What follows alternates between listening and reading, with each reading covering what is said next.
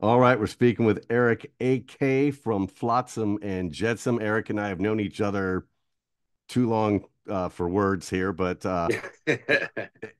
you guys have been together almost 40 years, and you just released your 15th studio album. I've been spending some time with it, man. You got a lot of great music on there, Eric. Um, I'm just gonna ask you straight out. How do you keep your voice, man? So many of your contemporaries have lost their voice over the years, and you are still as powerful as ever. I really don't know, but I'm not gonna look a gift horse in the mouth. I'm just gonna ride it till it quits working. So, You sound fantastic, man. Some of my favorite songs. I love "I Am the Weapon," the title track there, and I also one of my favorite songs on there is "A New Kind of Hero," the thing that starts the thing off lyrically. So when you guys are sitting down, and it's been you and pretty much Mikey for ever and a day, as two of the guys been the mainstays of the band. When you're sitting down to write, is it lyrics first or is it, you know, music first? no, the both guitar players usually send me songs that are musically pretty much finished almost. They send it with, they put a couple guitar tracks on there. They put some electronic, computer drums on it. um, just basically to give me the riffs and the sequence of how things go in the song. And then I come up with vocal melodies. Usually start with the verses first because I'm not very good at choruses, but I get the basics of the lyrics in there and the melody lines, and then we send it off to Ken, and Ken usually changes all my choruses because he's much better at choruses than I am. You're talking about Ken Um, Mary? yeah, Okay. he sometimes he rearranges where the bridge comes in or how soon the chorus comes in or something like that. He just throws it in his Pro Tools and zip, zip, zip. 10 minutes later, it's different. Um, and then we actually start doing the real recording once we all can agree, yeah, this is the way this song should be.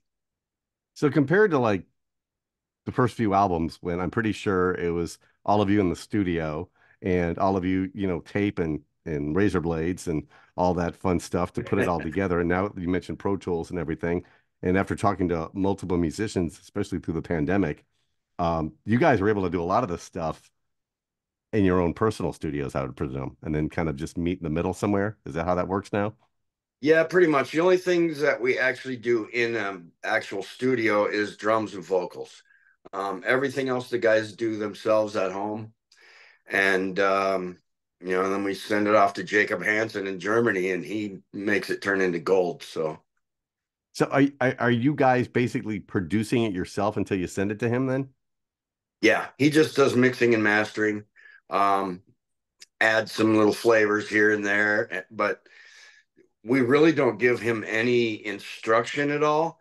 I don't think as of yet we've had to get him to change anything. Oh wow. What he sends back to us is just amazing. I mean, beyond what we thought it could be. So he's very good at what he does.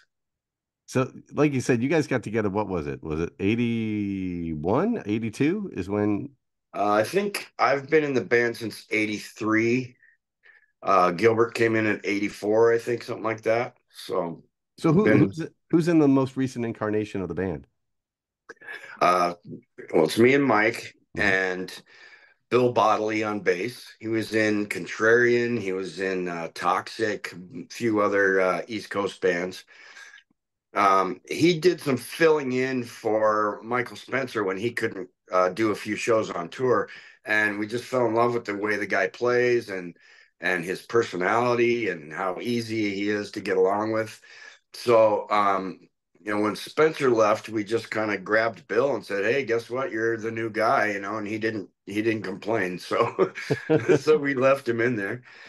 Um, Steve Conley is a songwriting machine. He's the other guitar player. He was in F5 with Dave Jr. from Megadeth. Oh wow, okay. Um, he's written a lot of songs for a lot of big name bands.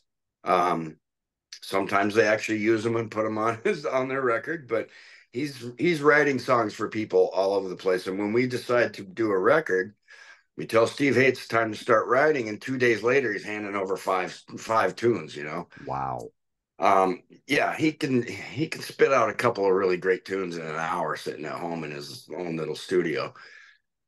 And and then Ken Mary, who's the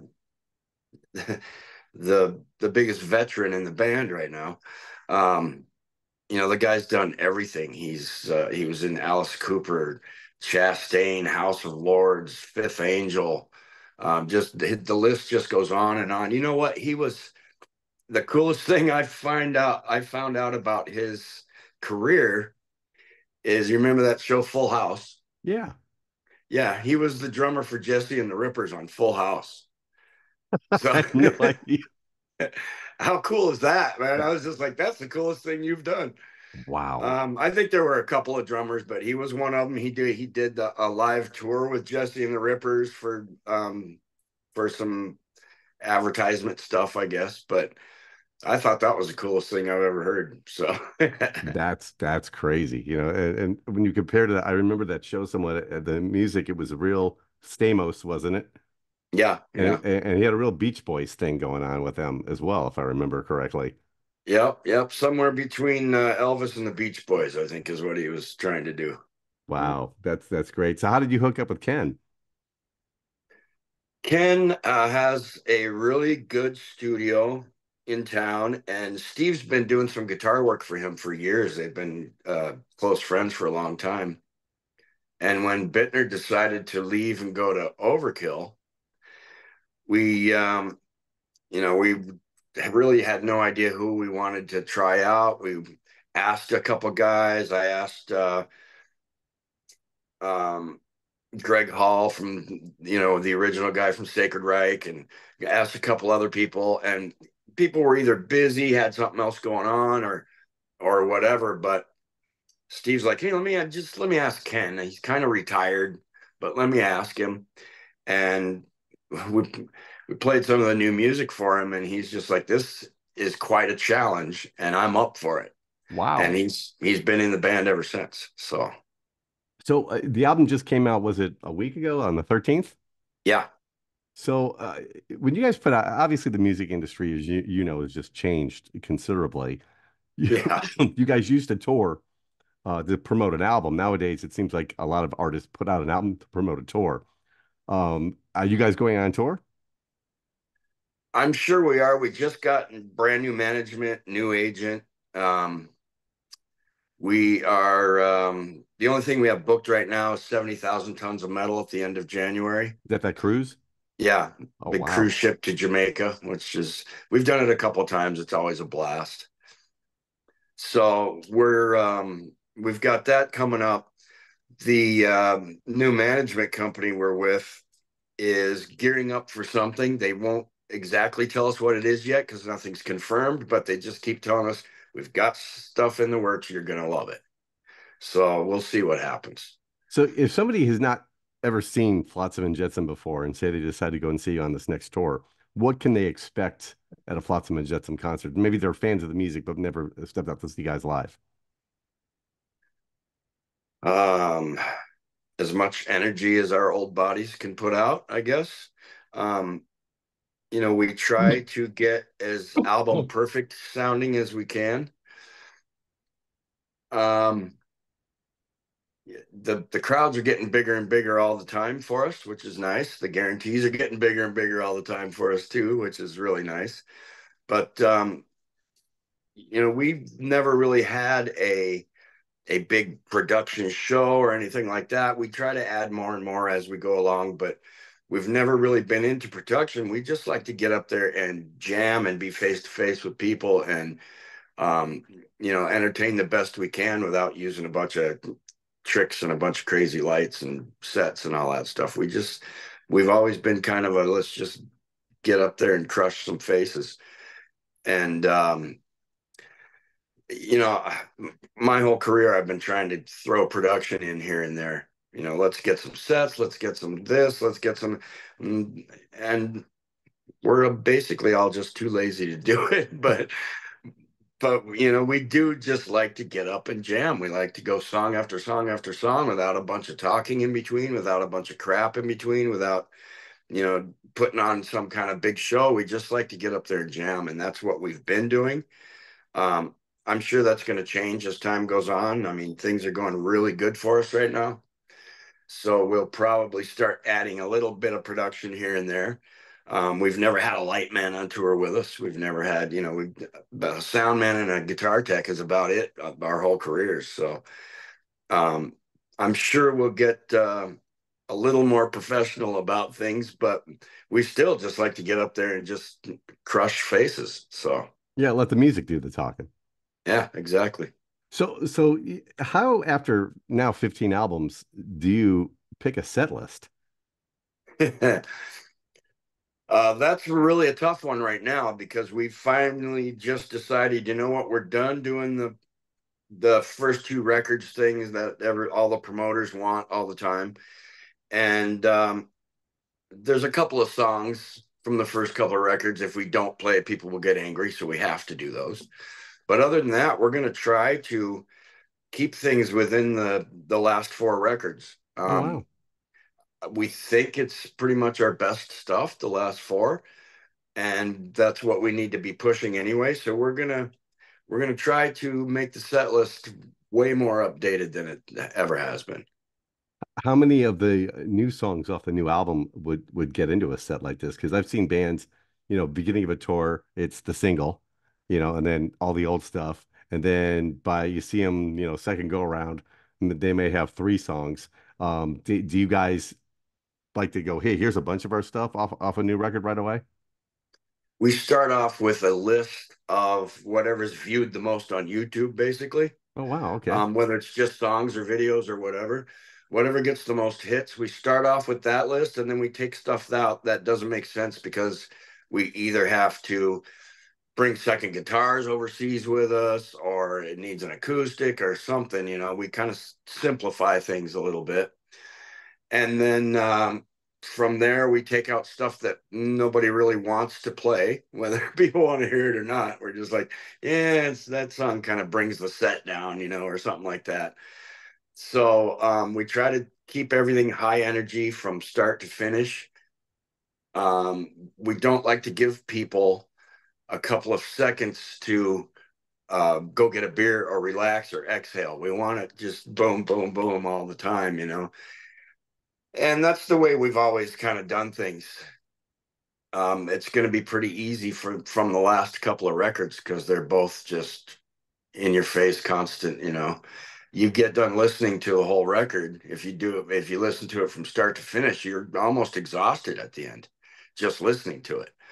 So we're going to use probably a lot of songs from the new one and the last record just to keep that intensity up live. I used the record, the album, a couple times when I was at the gym, and yeah, it does keep you pumped up the entire time, and it's like, wow, and the energy is still there. Is that, a lot of the bands over the years, especially out of the original scene that you guys came out of, over the years, you've seen them go a little bit more pop or a little bit more ballads every now and then. You guys seem to be just hammer, hammer, hammer. Is that a distinctive thing? I mean, is that a choice that you've made over the time? We kind of tried that with Quattro and Drift Oh, back in the you're right. day. We went a little bit more, I guess, commercial, you could say. We just kind of did some experimenting and didn't just stick to the hardcore thrash. And even though those are great albums, it really didn't serve us very well. We got kind of stuck in this thrash metal category, which is fine. We like thrash metal, but we got stuck in that category, and all of our fans, we try to do something different, and they either hate it or go, okay, that's cool, but get back to the thrash now. So on the last three, four records, we just kind of went, you know what, we're a thrash band. Let's write some thrash songs and get on with the career instead of trying to experiment with all these other things. And it's, people are finally just kind of going, all right, you're back to the thrash. This is what you guys should have done to begin with. And it's serving us pretty well so far. So where do you, you mentioned that you write some of the, tunes and then Steve writes some stuff. Is it a collaborative effort with all the guys now? And where do you get your lyrical inspirations from? I usually listen to what they send me, and the first emotion that pops in my head while I'm listening to the song or the riffs, I kind of write it down, whatever kind of word or vision I get pops in my head. I write it down, and then I'll listen to it again and write a couple more things down. And then a lot of times I'll just hit Google and put that word in and see what comes up. Oh, wow. And a lot of times they'll send me a song with a title on it that they just made up because they think that's what it sounds like. And I'll run with just that title without even listening to the song yet.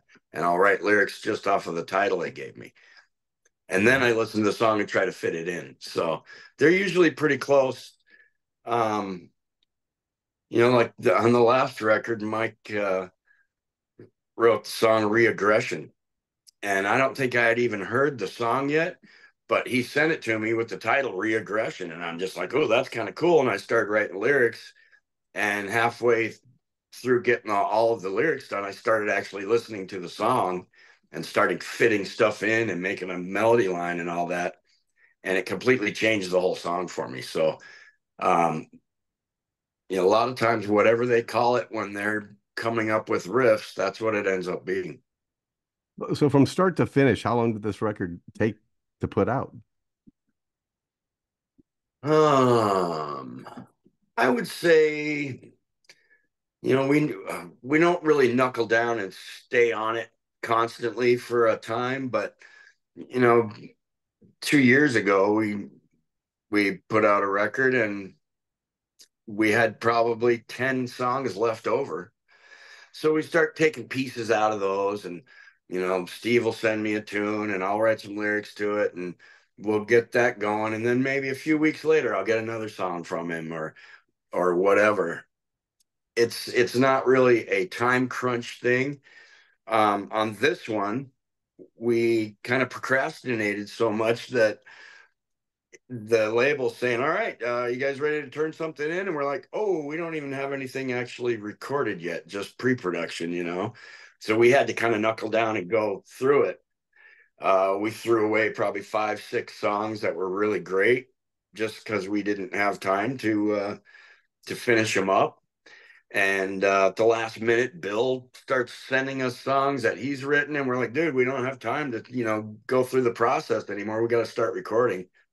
So once we actually start recording, it's, I don't know, a month, maybe 2 months, and everybody's done with their parts.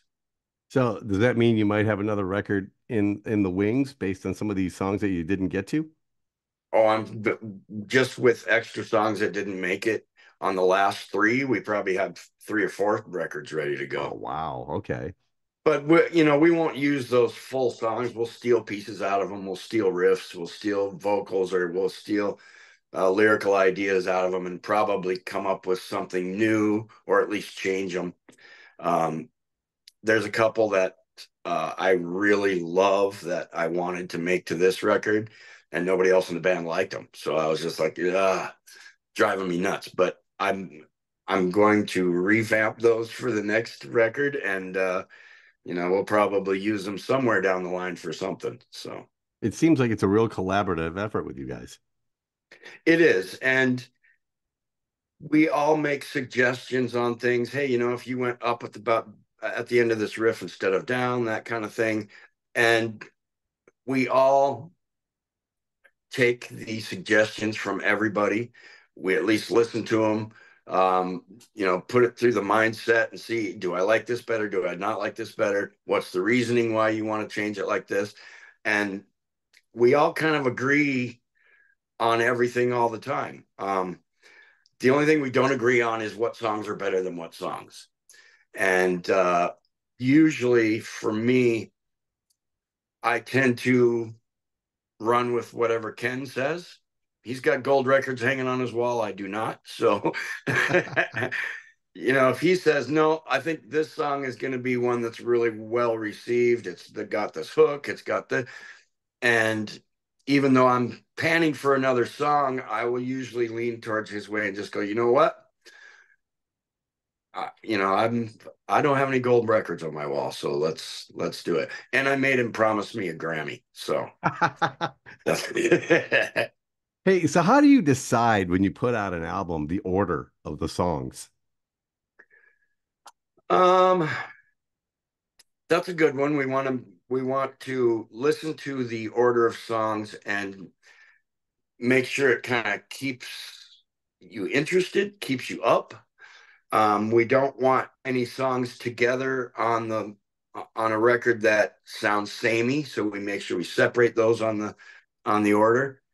Um, it's really kind of a vibe kind of a thing. You listen through it and you go, yeah, but when it gets to this fourth song, it just kind of brings you completely to a different emotion, and you might move it one song down on the list and now it doesn't make you feel that way. So it's a very listen to it a million times, the order, and see what makes you feel the best and what keeps you going, what makes you want to listen to the next song.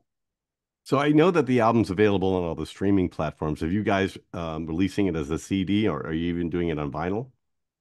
Yeah, it's on CD and vinyl. Actually, they just the label just ran out of vinyls, so they're doing some kind of contest things because they're gonna print some more up, but they're doing some kind of contest things for people to win the vinyls because they sold out right away. So Wow.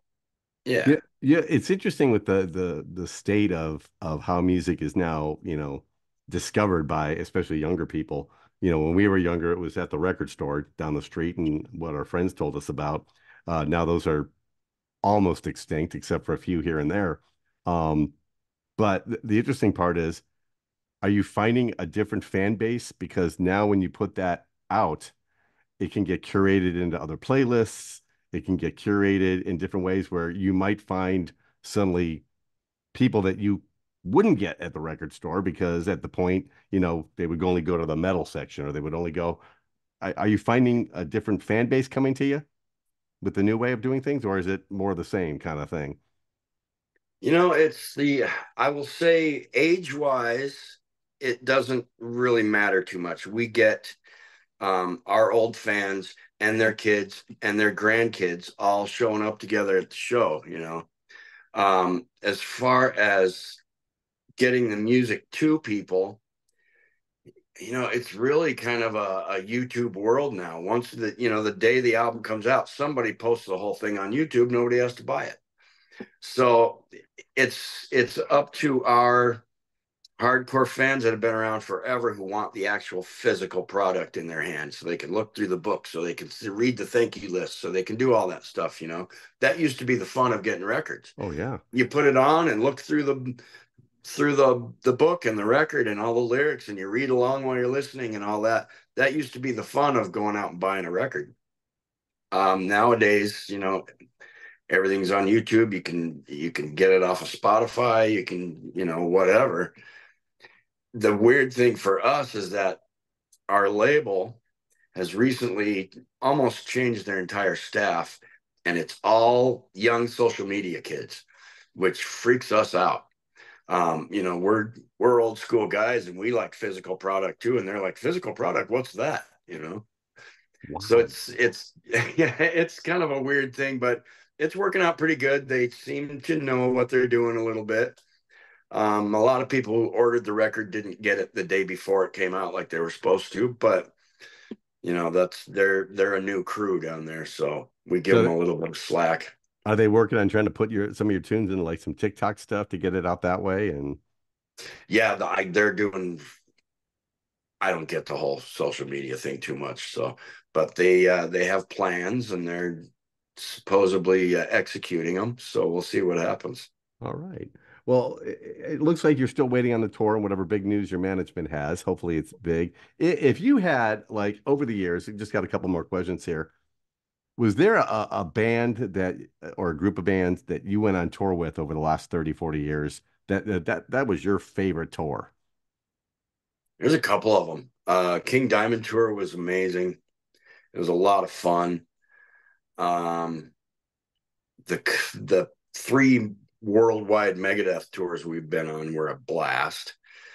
We did the one with Megadeth, Korn, us, and Fear Factory, and that was all big sheds all over the U.S. And that was an amazing tour. That was a lot of fun. The first European Megadeth tour was a lot of fun. We've been out with some good bands, and we've been in um, European tours with Overkill a couple times. That was a blast. Um, Really, some of the mid-career headlining tours that we've done, I don't really remember because they were so fun. So I will tell you, one day we were in Louisville and we had a night off, nothing to do. So we parked back behind actually behind Louisville Slugger Factory, parked back there, and I was bored. Everybody's sitting around watching TV, playing video games, whatever. I'm like, you guys suck. This is no fun. So I went for a walk. I come back about an hour later, and there's 15, 20 girls, lights flashing everywhere, music just thumping. The bus is just covered in streamers and drunk people. And I was like, you guys were being idiots when I left here. What happened? That's one of those memories I'll never forget. Just turning that corner and seeing the bus. The bus was almost hopping up and down off the street because the tunes were jamming so hard and there's so many people on it. And I still don't remember how they got all those people in that big party on my bus, but I was like, okay, cool. This is better than walking around looking at the city by myself. Is there any bands that you want to tour with? Yeah, whether they've been around for a while or maybe a newer band that's out that you guys be interested in hooking up with and doing a tour? Geez, I'm not opposed to really touring with anybody. Um, there's a couple of big bands I'd like to tour with. I'd like to any of the three biggies, Metallica, Iron Maiden, or Judas Priest. I'd love to do tours with any of those guys. Um, there's some bands that probably are not a good fit for us. If we went out with Slipknot, people might boo us off the stage because we're just not as heavy as them. Slayer would be the same kind of thing, even though they're not really a band anymore. But there's certain crowds that go to a headlining show to see that headliner. And if you're not at least in that same type of music, you take a chance on people just going, whatever, I'm going to go get a beer. To heck with these guys. Yeah. So it's got to be somebody. Queensryche would be great. Um, somebody like that we're at least slightly heavier than, or at least in the same type of realm of music. Um, it's been really good. Any of the old 80s bands we'd like to tour with. Overkill was a blast. The same kind of crowd for us. Exodus, Death Angel. We did a Death Angel tour that was really good. Um, Testament's always a good tour. We toured with them a couple times. Those are our kind of crowd, our kind of Hmm. people, and we can win them over during a set easily. And as well as all those headliners I just mentioned, they all warm over those people very well too. So that's kind of our realm of where we do the best. I would love to do like just to get more fans and to see if we can turn people around. I'd love to do like a Nickelback tour or something would be great. So They do draw. yeah, they do draw. That's for sure. Have you ever done a tour where you were like, I just don't know how this is going to work, and then found out that, wow, this really worked. It like surprised you. Yeah, the King Diamond tour I didn't think was going to be very good, but it turned out to be an amazing tour. It was the whole King Diamond Them album. We did that whole tour with them. That was with Mickey D, who's now, in the Scorpions. And um, that was the guys in the band were just so fun and so down to earth and no egos, including King, who's one of the sweetest guys I've ever met. It ended up being such a great, fun tour just to hang out with them and party with them every night that I think the crowds really felt that, and that ended up being one of my favorite tours. But a little funny aside about King Diamond, years and years ago, a buddy of mine, another programmer at another radio station, told me a story about a buddy of his who interviewed King this back in the 90s. And apparently this DJ was an asshole to King. And all King said on the phone call was, I curse you. And the guy got fired like the next day and has never worked a day in radio since. And he blames King Diamond for that. And I found that hilarious. Oh yeah.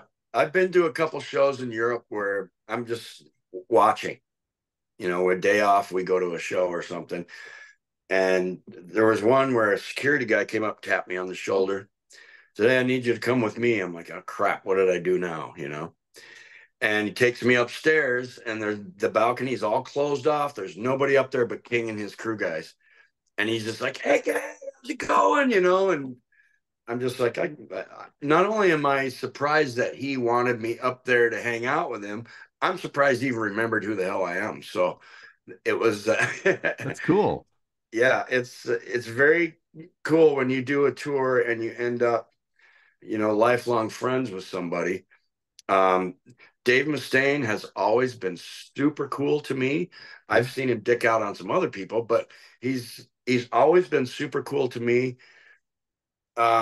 We played, we opened up for Megadeth at Celebrity Theater one year, long time ago. And I was giving him a bunch of grief backstage. I was messing with him, trying to pull pranks and always go, Jerry knock his door. He'd knock on the door and run away kind of thing, just messing with him. So he got up on stage and about halfway through the set, he says, "Oh, by the way, the after party is at AK's house." And he gave everybody my address. 3,000 people showed up at my house. They tore the place apart. Oh. And Dave showed up, pushed me in my bedroom, locked the door, and he's just in there laughing at me. He's had a bottle of something, and we sat there and did shots, and he's just laughing at me. You know what those people are doing to your house out there right now, right? He's like, "Don't fuck with me again." I actually used to work for Dave back in 2000 when he had that fullconcept.com record label. Oh yeah. And I got to know him prior to that from Into the Pit days. And I always found him to be just the nicest guy and just the cool. Like when he invited me backstage and they were doing the Corn tour, and I'm back there and I didn't believe it for anything that he was really inviting me backstage, but I just happened to be back there. I'll say he taps me on the shoulder and we end up hanging out. Great guy. I've heard the same stories, but Dave has always been just super cool.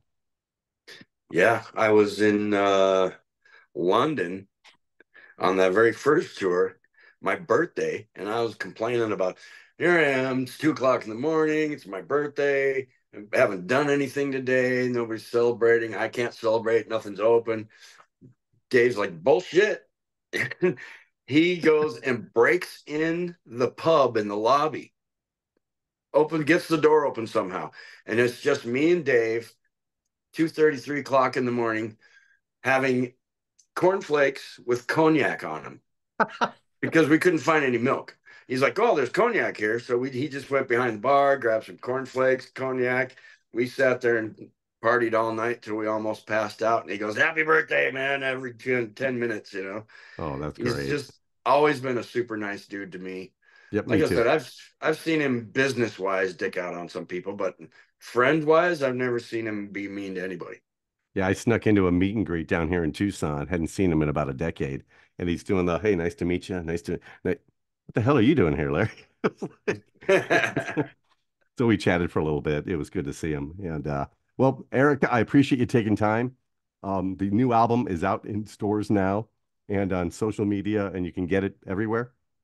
Oh yeah, yeah, it's everywhere. Unless you want the actual physical vinyl, then you have to wait till the label prints some more up. But other than that, it's available everywhere. Yeah. Well, that's a good problem to have, Eric. Yes, it really is. Well, and if people want to follow the band and find out more details, what's your website? Flotstilldeath.com. Flotsstilldeath.com. And I Yep. presume you're on social media. The band is. Yep, yep. We're on all of the platforms, I think. We have a guy that does that for us because I really, I'm too old to know what the hell what is. So Well, Eric, I appreciate you taking time. Good luck with the new album. I hope to see you guys tour. Hopefully, it gets through our home state, Arizona. I'm sure it will, and hopefully down here, in that little town south of where we're both from, in Tucson, and hopefully we get to see you in person. Larry, it's always wonderful to talk to you. The wife says hello. Well, So, tell her I said hello as well. all right, man. Thank you.